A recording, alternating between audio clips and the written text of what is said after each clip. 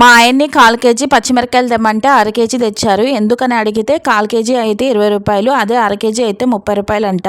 అన్ని పచ్చిమిరకాయలు ఊరికే వేస్ట్ అయిపోతాయని చెప్పి వారితో అయితే ఉప్పు మిరకాయలు పెట్టేస్తున్నా. నా వీడియోస్ లో మీరు చాలా సార్లు చూసే ఉంటారు. ఆకుకూర పప్పు చేసిన ప్రతిసారి ఈ ఉప్పు మిరకాయలు వేయిస్తూ ఉంటాను. ముందుగా పచ్చిమిరకాయని మధ్యలో ఘాటు పెట్టుకోవాలి. అలా అన్నిటికి పెట్టేసిన తర్వాత పుల్లటి మజ్జిగ పోసుకొని ఇందులో ఒక 3 స్పూన్ల వరకు ఉప్పు వేసుకోవాలి. ఉప్పు ఎక్కువగానే పడుతుంది. నేను ఇంట్లో చేసిన పెరుగు కొంచెం కమ్మగా ఉందనేసి ఒక నిమ్మకాయ కూడా పిండేస్తున్నా.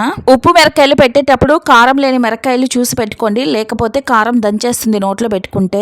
ఒక 2 రోజుల మజ్జిగలో బాగా ఊరిన తర్వాత వాటిని తీసి ఎండలో వేసి మళ్ళీ రాత్రికంతా అదే మజ్జిగలో ఓవర్ నైట్ ఊరించి మళ్ళీ పొద్దున ఎండలో వేయాలి. ఇలా 3 సార్లు మజ్జిగలో ఊరపెట్టి వేస్తేనే మిరకాయలకి ఉప్పు పులుపు బాగా పట్టి తినడానికి చాలా టేస్టీగా ఉంటాయి. 3 రోజులు ఊరబెట్టి బాగా ఎండిపోయిన తర్వాత మనకి ఎప్పుడు కావాలంటే అప్పుడు ఆయిల్లో ఫ్రై చేసుకొని తినొచ్చు.